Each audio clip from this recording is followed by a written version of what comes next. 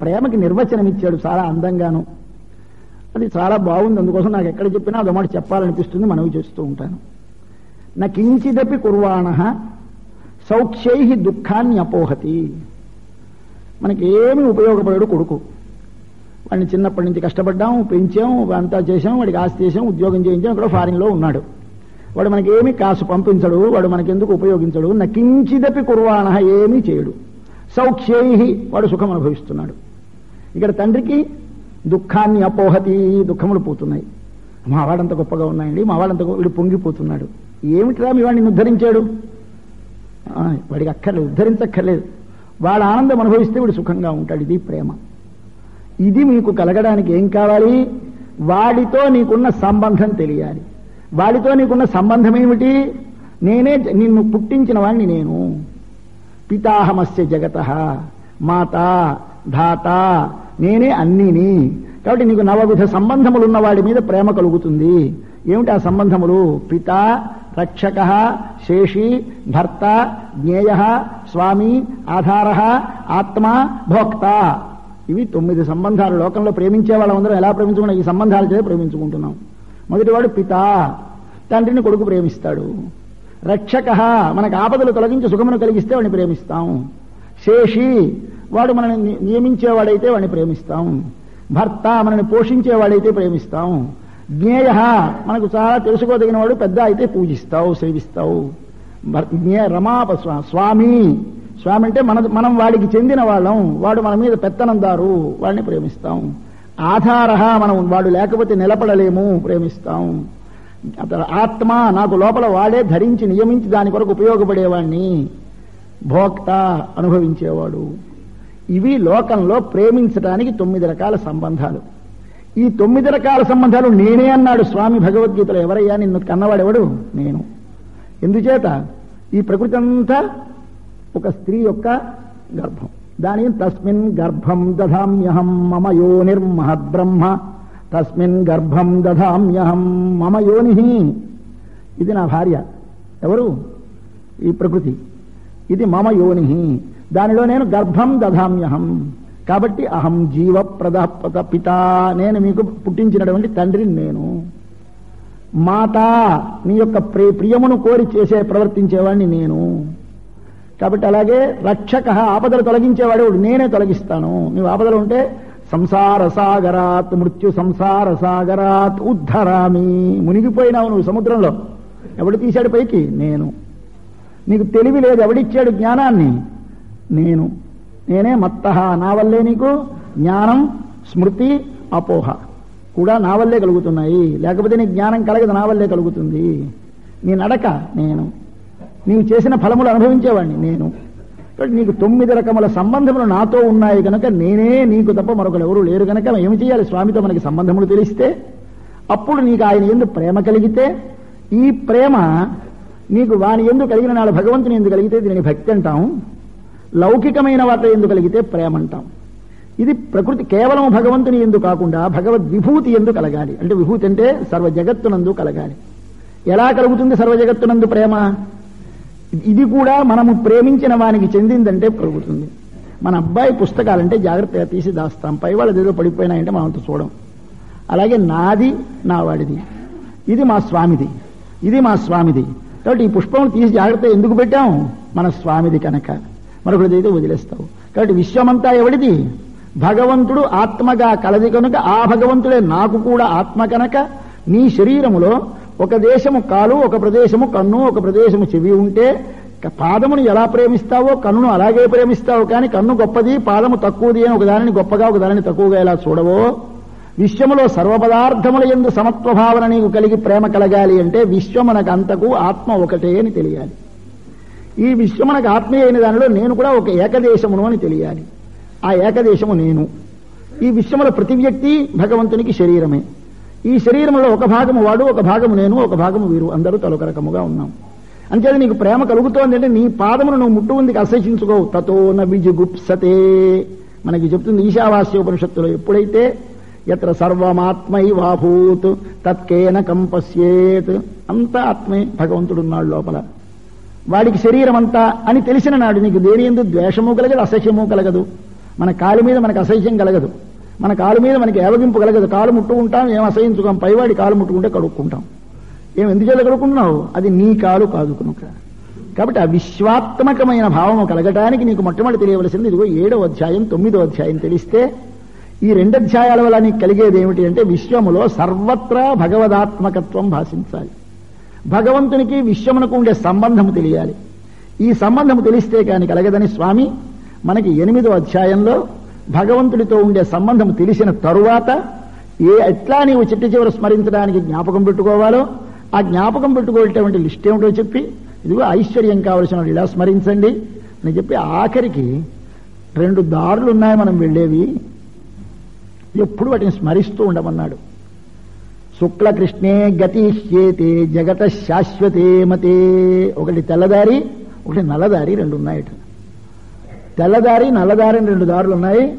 ఈ 2 దారులు జగత శాశ్వతే, ఎప్పుడూ కొంతమంది ఈ దారిని కొంతమంది ఈ దారిని వెళుతూ ఉంటారు. ఏమిటిది అంటే అర్చిరాది మార్గము, ధూమాది మార్గము అని వాటికి పేరు. ఈ శరీరములోంచి ఆత్మ విడుబడి వెళ్ళినప్పుడు 4 మార్గములుగా వెళుతుందిట. ఈ శరీరం నుండి ఆత్మ మళ్ళీ శరీరములోనికి ఆత్మ వచ్చేటప్పుడు 5 అగ్నులలో ఆహుతి అయి మళ్ళీ శరీరములో పురుష రూపాన్ని పొందుతుందిట. అటించి వచ్చే క్రమం చెప్పింది ఉపనిషత్తు, ఇటించి వెళ్లే చెప్పింది క్రమం. ఇటించి వెళ్లేటప్పుడు లోపల కాని నీవు కొంతకాలం మంచి కర్మలు ఆచరించి, అంటే మంచి కర్మలంటే భగవానుడు భగవత్ ప్రీతి కొరకు భగవంతుని కర్మను చేయిస్తున్నాడనే భావనతో కర్మ ఆచరిస్తే మంచి కర్మ. నేను నా కొరకు నా పని చేస్తున్నానంటే చెడు కర్మ. ఇంతే నిర్ణయం. మనకి భగవంతుడు చెప్పింది ఏమిటి అంటే మరేమి మంచి చెడు కాదు, ఏ పని చేసినా అది నీ శరీరముతో చేయబడినని శాస్త్రములో చెప్పి విహితమైన కర్మ అయిననాడు అది ఉత్తమమైన వేదాధ్యయనమైతే ఎంతో, మాంస విక్రయణమైనా అంతే. ఆ చేసినటువంటి రెండింటికి కూడా లోపల భావనలో ఇదిగో ఇది ఉండాలి. ఒకడు నియామకుడు, వాడి నియమనము చేతి నేను చేస్తున్నాను, వాడి ప్రీతి కొరకు చేస్తున్నాను. ఈ 2 నీకు భావనలోకి వస్తే అది సత్కర్మ. ఏదట్లా చేయవో అది దుష్కర్మ. అటువంటి సత్కర్మలు కానీ నీవు ఆచరిస్తే, ఏది యజ్ఞము, దానము, తపస్సు ఇవి కానీ నీవు చేస్తే దాని వలన నీకు అంతఃకరణంలో శుద్ధి కలిగి నీ స్వరూపము నీకు భాషించి ఆ భగవత్ స్వరూపము యొక్క స్వరూప రూప గుణములు నీకు తెలిసి ఆ భగవంతుని యొక్క సర్వజ్ఞత్వము సర్వేశ్వరత్వం ఇవన్నీ తెలిస్తే ఎలా స్మరించాలో ఇప్పుడు కవిం పురాణమనుశాసితారం మనకి 8వ అధ్యాయంలో చెప్తాడు. ఎలా స్మరించాలి భగవంతుని పొందాలంటే ఇది ఈ గుణాలతో భావించు. కవిం పురాణం అనుశాసితారం అయిన కవి, కవి అంటే సర్వజ్ఞుడు, పురాణం శాశ్వతుడు ఎప్పుడూ ఉన్నవాడు, అనుశాసితారం నా లోపల ఉండి నన్ను నియమించేవాడు ఆయన. ఈ నియామకత్వం భావించు, సర్వజ్ఞత్వం భావించు, సర్వేశ్వరత్వం భావించు, సర్వాధారత్వం భావించు. ఈ గుణములన్నిటినీ భావిస్తే నీవు అట్టి వాణి యందు నీకు ప్రీతి కలిగి వాణిని కానీ నీకు చివరి సమయంలో స్మరణ వస్తే వాణ్ణే చేరి మళ్ళీ వెనుకొకరావు అని స్వామి మనకు చెప్పాడు. అందుచేత ఏమి తెలుసుకోవాలి అన్నది చెప్పి దీనికి ప్రధానముగా మనకు కావలసినది 2 గతులు ఎప్పుడు రూపు జ్ఞాపకం పెట్టు. ఇలా వెళతాను, ఇలా వెళతాను, ఇలా వెళతాను, ఇలా వెళతానంటే ఆ మార్గాలను కానీ నీ జ్ఞాపకం ఉంటే ఆ మార్గములు వస్తామని స్మరిస్తే అటు వెళ్ళొద్దు అనిపిస్తుంది అని. అందుకు రోజు తలవమన్నాడు. ఎందుకు రోజు తలవడం అంటే ఈ దారిని వెళితే చాలా కష్టం అండి, ఈ దారిని చాలా మెట్లు ఉంటాయి, ఉంటాయని గోతులు ఉంటాయని తెలిస్తే ఆ దారిని వెళ్ళడానికి పెద్ద మనస్సు మొగ్గదు. ఈ దారిలో చాలా హాయిగా ఉంటుందంటే ఒరే ఇలా తిప్పబ్బాయి అలా తిప్పబ్బాయి డ్రైవర్తో మనమే చెబుతాం. అలాగే మన బుద్ధి గారు ఉన్నారు, ఈ సారథి గారు, ఈ సారథి గారిని తోడి చెప్పాలి, అబ్బాయి ఇదిగో ఈ దారి బాగుంటుంది, ఈ దారి బాగుంటుందని రోజు చెప్పాలి. మంది రథం, మన శరీరం ఒక రథం, దీనిలో కూర్చున్న రథికులం మనం. ఈ రథికుడికి సారథి పెట్టాడు బుద్ధిని, మనస్సునే పగ్గమిచ్చాడు, ఇంద్రియాలనే గుర్రాలని పూల్చాడు, విషయాలనేటువంటి రోడ్లు వేశాడు, నడుపన్నాడు బండిని. ఈ బండిని నడపాలి. ఈ విషయముల మీద నడుపుతున్నప్పుడు పక్కదారి లాగకుండా చూసుకోవాలి.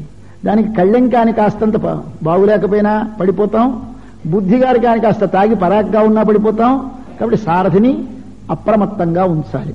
ఈ అప్రమత్తమైన సారథి ఉండాలి, దృఢమైన మనస్సు ఉండాలి, అంటే పగ్గం ఉండాలి.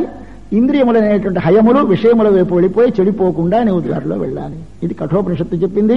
మనకి దీనిలోనూ చెప్పాడు స్వామి. రథము అనే ఒక రూపకం, అందమైన రూపకం చెప్పాడు. ఆ మార్గంలో నిపించినప్పుడు దారిని ముందు గుర్తుపెట్టుకో, ఏ దారిని వెళ్ళాలి.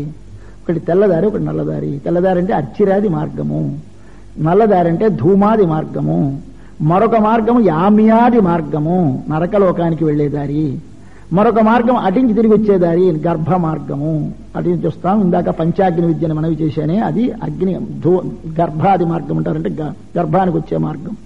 ఈ విధంగా అటించి వచ్చే మార్గం ఒకటి, ఇటించి వెళ్లే మార్గాలు 3. ఈ ధూమాది మార్గంలో వెళితే స్వర్గానికి వెళతాం, లేదా ఆయా లోకములకు వెళతాం, కొంతకాలం అక్కడ ఉంటాం. త్రైవిద్యామాం సోమపాహ ధూతపాపాహ స్వామి చెప్పాడు. యజ్ఞైరిష్ట్వా స్వర్గతిం కామయంతే. కొంతమంది పాపం వేదవిహితమైన కర్మలు చేస్తారు, యజ్ఞములు చేస్తారు, కానీ ఆ కామములు ఎలాగుంటాయి అనేక రకములైనటువంటి కోరికలు ఇలా ఉంటాయి అలా ఉంటాయి అని చెప్పేసరికి వాటి కింద మనకి మోజు కలుగుతుంది. కలిగి చేస్తాం, చేసి వెళతారు. వెళితే ఏమవుతుంది? స్వర్గం పొందుతావు, సుఖంగా ఉంటావు. కానీ క్షీణే పుణ్యే మర్త్యలోకం విశంతి, మళ్ళీ కిందకు వచ్చేస్తారు. అట్లాగా ఈ యాతాయాతములు పడకుండా వెళ్ళాలి అంటే అర్చిరాది మార్గములో వెళ్ళాలి. ఈ అర్చిరాది మార్గములో వెళ్ళినటువంటి వారికి వెనుకకు వచ్చుట లేదు, ధూమాది మార్గములో వెళ్ళిన వారికి వెనుకకు వచ్చుట ఉన్నది అని మనకి ఒక 12 మజిలీలు చూపించింది ఛాందోగ్యోపనిషత్తు. దానినే మనకి భగవద్గీతలో కూడా అర్చిహి అని చెప్పేసి అగ్ని శుక్ల ఏదో ఒక శుక్లపక్షము ఉత్తరాయణము అని షణ్మాస ఉత్తరాయణం, అలాగే ధూమో రాత్రి అని అది 2 లిస్టులు ఇచ్చారు. ఒకటి ధూమ మార్గం, ఒకటి అర్చ్య మార్గము. అంటే ఏమి, మన వారు మన అగ్నిహోత్రంలో దహించేస్తారు, మనం అనుకుంటా కాలిపోయింది అనుకుంటున్నాం. కాదుట మన సిద్ధాంతంలో అధ్యాత్మము అధిదైవము ఉన్నాయి. ప్రతిదానికి ఈ శరీరములో ఒక స్థానం ఉంది, ఈ శరీరంలో ఉన్న దానికి భూతములలో ఒక స్థానం ఉంది, ఆ భూతములలో దానికి అధిదేవతమని ఉంటారు, ఒక దేవత. కాబట్టి జలములలో ఒక దేవత అధిదేవత ఉంటుంది, ఆ జలములు భూతము. ఆ దానిని మన శరీరములో కూడా ఒక స్థానం ఉన్నది. ఒక మంత్రముతో కానీ మనము లోపల ఓం యం ఓం లం ఈ మంత్రాలన్నీ ముందు ఆవా చేస్తూ ఉంటాం, మనం రోజు గడబడి చేసుకుంటున్నాం, కానీ గుర్తు మనకి తెలియదు, అర్థం ఏమిటో తెలియక ఓం యం ఓం లం ఓం చెప్పడం మీదని పెడుతున్నాం, కిందని పెడుతున్నాం, తప్పమంటున్నాం, కొడుతున్నాం, ఇలా తిప్పుతున్నాం, అంతా చేస్తున్నాం. మనకి అందరికీ మంత్రాలు జపాలు చేసేటప్పుడు ఇవన్నీ చేస్తాం, కానీ ఏమిటో తెలియదు. అంటే ఈ శరీరంలో ఉంటాయి.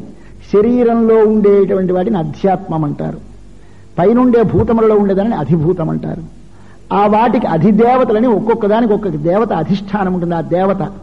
ఆ దేవత అనుగ్రహము, ఈ భూతానుగ్రహము మన శరీరమందు ఈ 3 ఏకముగా ఉండాలి. దీనిని కలపడం కోసం మనం జపాలు తపాలు ఇవన్నీ చేసేది. ఎందుకంటే దీనిని ఆ పైనుండే దానితోటి చేర్చి దానిని మన లోపల అనుభవించడానికి మన పెద్దలు ఒక మంత్రశాస్త్రమని ఏర్పాటు చేశారు. దానిని చెబుతున్నాడు. ఎలా వెళతాం మనం అంటే, మొట్టమొదటి అగ్ని. అగ్ని అంటే ఈ అగ్ని కాదు, ఈ అగ్ని అనేది కేవలం భూతం ఇది పోతుంది. కానీ భూతములో దానికి దేవత ఉన్నది, అధిదేవత. ఆ అగ్ని దేవత మనని తీసుకుంటుంది, ఈ ఆత్మని. ఆత్మ అంటే సూక్ష్మ శరీరముతో ఉంటుంది. 5 ఇంద్రియములు, మనస్సు 6 కలిసి మనశ్షష్ఠాని గృహీత్వా సంయాతి దేహి. ఈ శరీరం నుంచి మరో శరీరానికి వెళ్ళేటప్పుడు మనస్సుతో పాటు 6 ఇంద్రియములు పట్టుకొనే వెళతాం మనం ఎక్కడికి వెళ్ళినా. ఈ 6 ఇంద్రియములతో పాటు మనం ఇంతకాలము చేసినటువంటి సంస్కారములు వాసనలు మన మనస్సుతో ఉంటాయి. దీనికి అధ్యాత్మమని పేరు పెట్టింది. ఇప్పుడు 8వ అధ్యాయం స్వభావోధ్యాత్మముచ్యతే. స్వభావం అంటే పంచ సూక్ష్మభూతములు, వాసనలు, సంస్కారములకు అధ్యాత్మమని పేరు.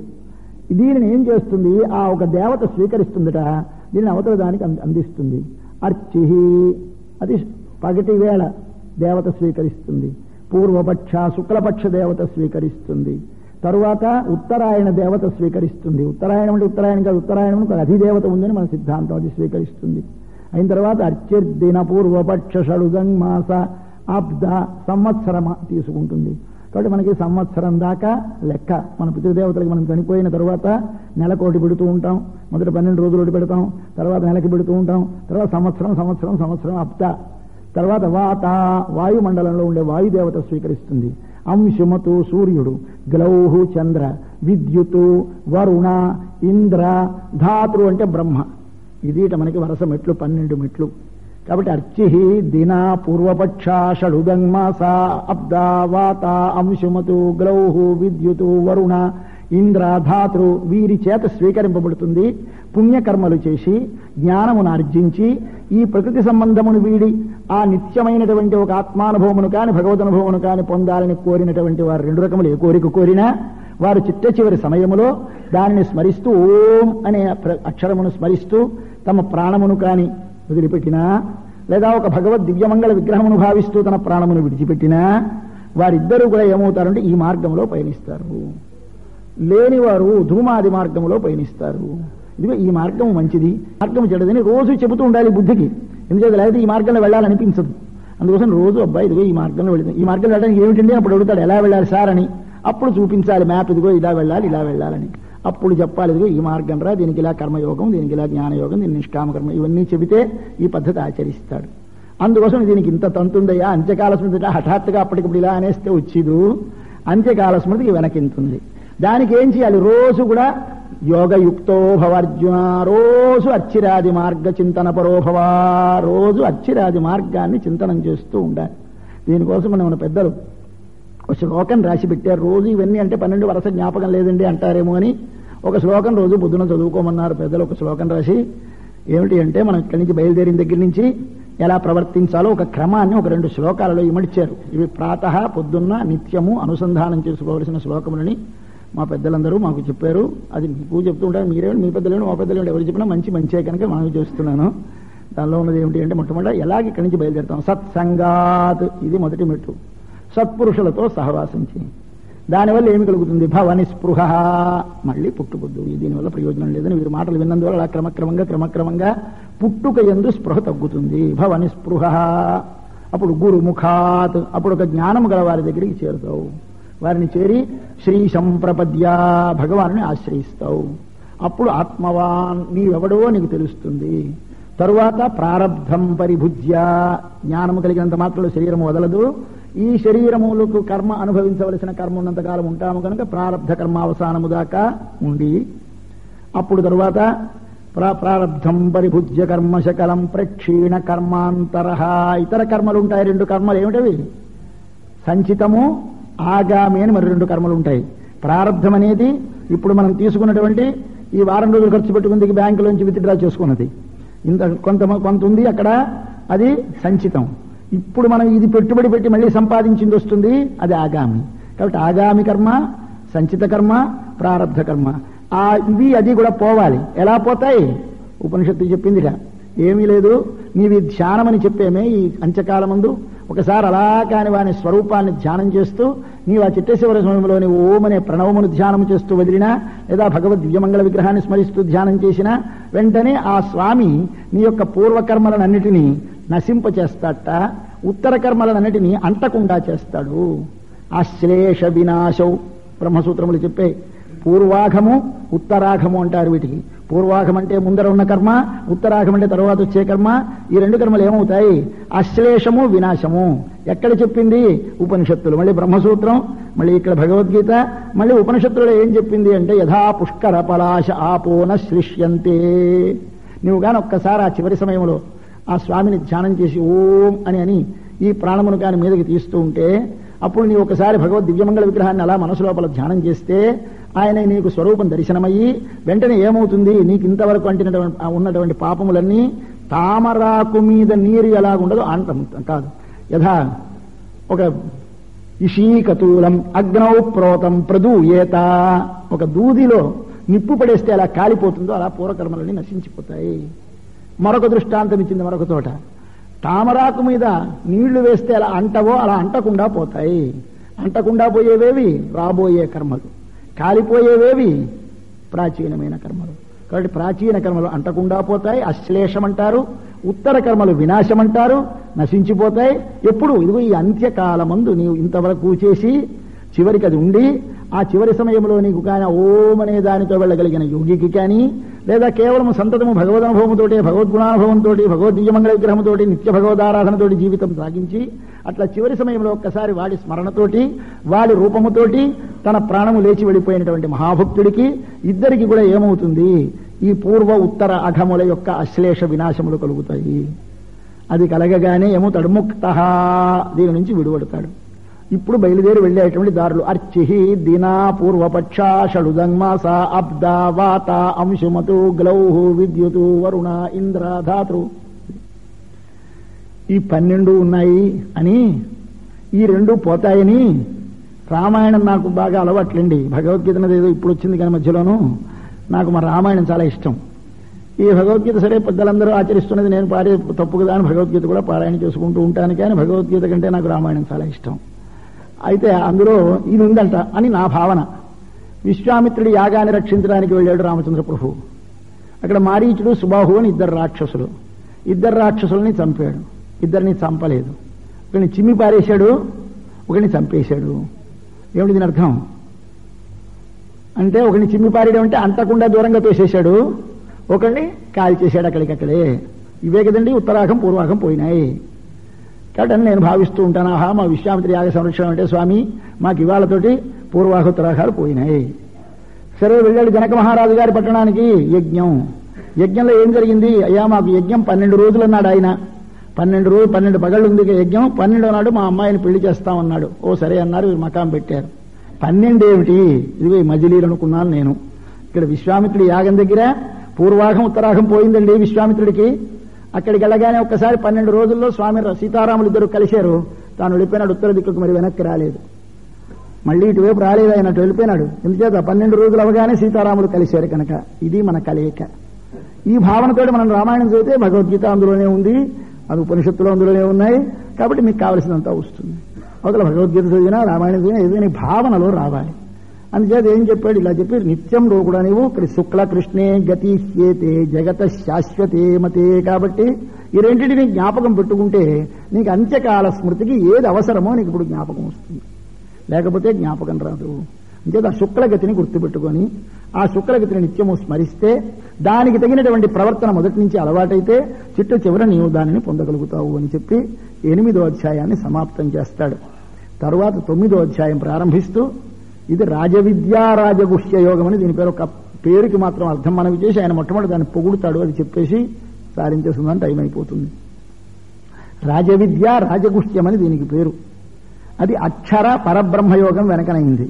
జ్ఞాన విజ్ఞాన యోగం దానికి వెనకనైందంటే భగవత్ స్వరూపం, భగవంతుని కంటే ఇతరమైన ప్రకృతి పురుషులకు భగవంతునికి ఉండే భేదం, వారి స్వరూపానికి వీరి స్వరూపానికి ఉండే సంబంధము చెప్పిన అధ్యాయం 7వ అధ్యాయం.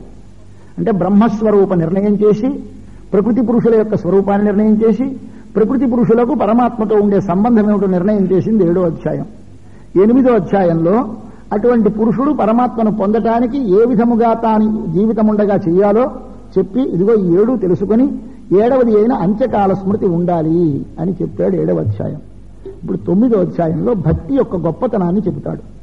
ఇంతకుముందు ఎన్నో చెప్పాను కానీ నీకు ఇది గుహ్యతమం అన్నాడు. ఇక్కడ ఈ 9వ అధ్యాయంలో అబ్బా గుహ్యతమని చెప్పేస్తున్నానయ్యా అన్నాడు. అంటే గుహ్యతమం అంటే తమ అంటే సూపర్లేటివ్. తమ వేసారంటే వెనక 2 అయినాయని కదూ. మొట్టమొదటి ఏమిటి? గుహ్య, తర్వాత గుహ్యతర, తర్వాత గుహ్యతమ. అంటే గుహ్య ఏమిటి? కర్మయోగం. గుహ్యతర ఏది? జ్ఞానయోగం. గుహ్యతమ ఏది? భక్తి యోగం. ఎందుచేత అది కేవలముగా కర్మయోగము.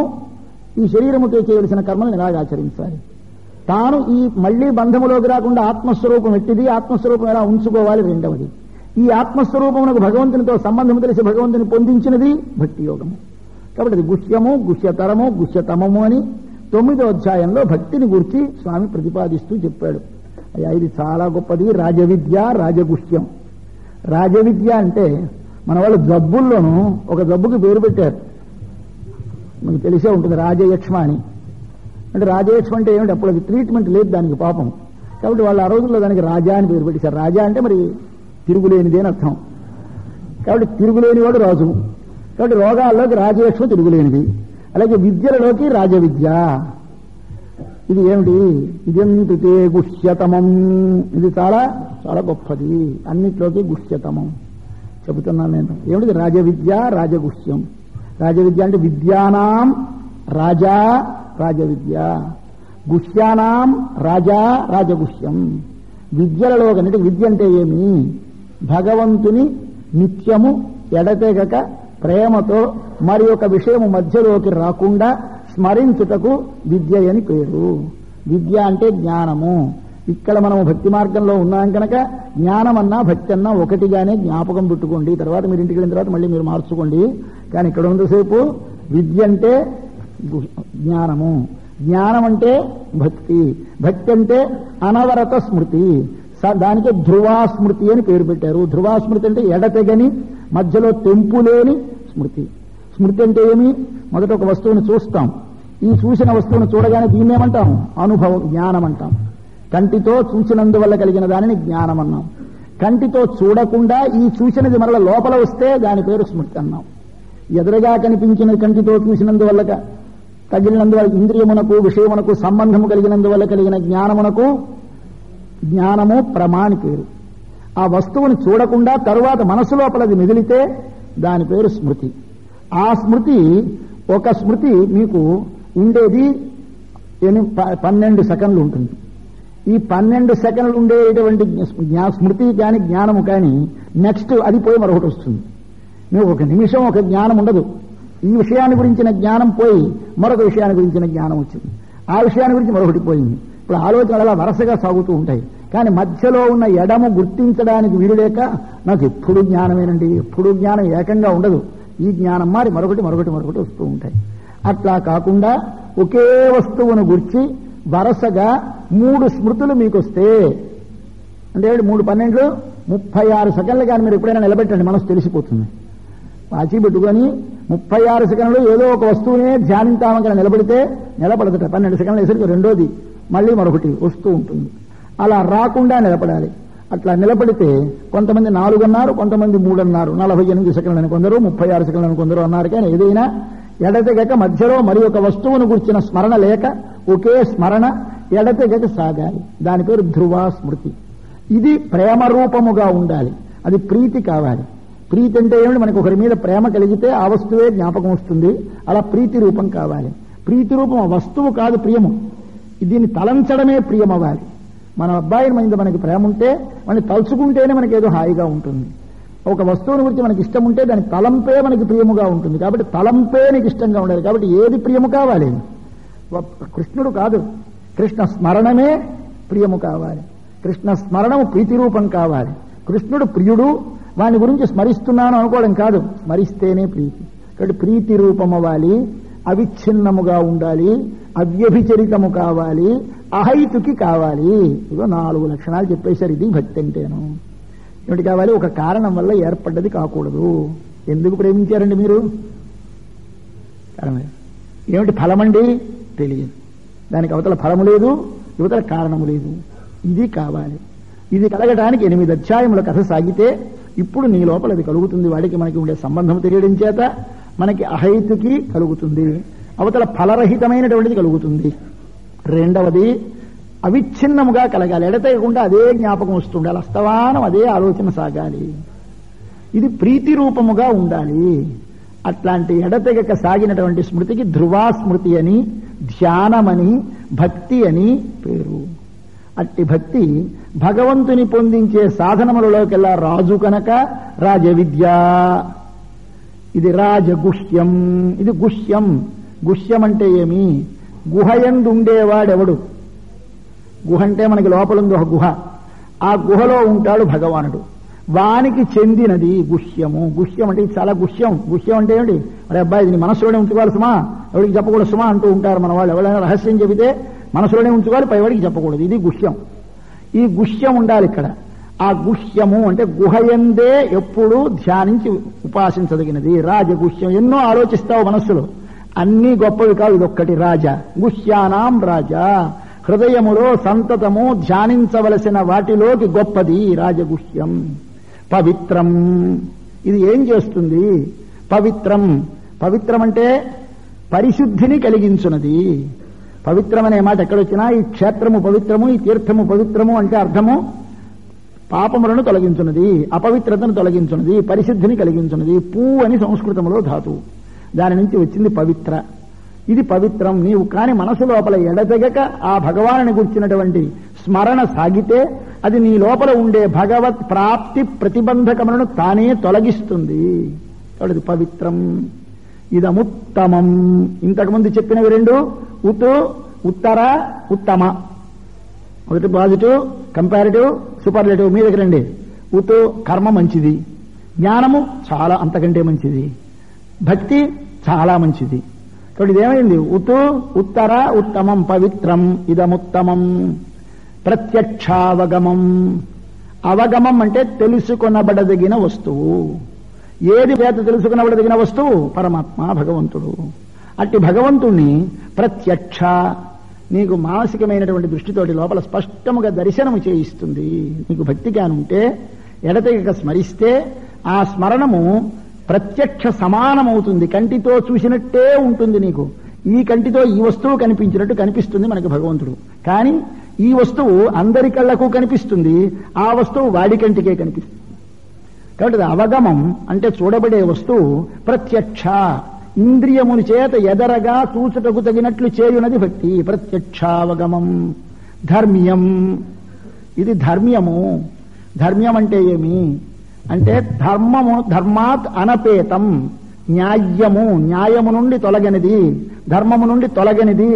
ధర్మమేది అంటే భగవంతుని ప్రాప్తికి సాధనమునకు ధర్మమని పేరు. ఎక్కడ మీకు ధర్మములు వచ్చినా ఆనందమునకు, సుఖమునకు, సాధనమునకు ధర్మమని పేరు. నీకు సుఖములలో ఉత్తమమైన సుఖమేది స్వామి, నీకు భగవానుడే ఆనంద స్వరూపుడు. అంటే ఆనందాన్ని పొందడానికి సాధనమేదో అది ధర్మము. అంటే ధర్మముల నుండి అపేతము, భగవత్ ప్రాప్తి సాధనము. అంతేకాదు సుసుఖం కర్తుం, ఇది చాలా చేయడం చాలా సుఖం. ఇంకేది ప్రేమించడం మనకి చిన్నప్పటి నుంచి పుట్టుకతో వస్తుంది ప్రేమ. ఈ ప్రేమని విషయమును మార్చడం తప్ప కొత్తగా ఏది ఆర్జించుకోక్కర్లేదు. నువ్వు ప్రేమించడం ఉన్నది, ఆ ప్రేమించడం విషయముల మీద నుంచి మళ్లించి మనకెవడితో సంబంధమునదో తెలుసుకుని వాని యొక్క దివ్యమైన రూపమును చూచి వాడి దివ్య గుణములను భావించి అటు దివ్య గుణములు గలవాణ్ణి, దివ్యమైన రూపము గలవాణ్ణి, మనతోటి విడదీయరాని సంబంధము కలిగినటువంటి స్వామిని కానీ ఒకసారి తెలుసుకుంటే నీ మనసు వదులుతుందా? కాబట్టి అది సుసుఖం కర్తుం, చేయడం చాలా తేలిక. మిగిలినటువంటి వాటిలో ఈ సుఖము లేదు. కాక అవ్యయం, అవ్యయం అంటే నాశరహితమైనది. మిగిలిన సాధనములు మనము నిచ్చెన వేస్తే మేడ ఎక్కగానే నిచ్చెన అక్కర్లేదు, సముద్రము నది దాటగానే పడవక్కర్లేదు. కానీ భక్తి అనేది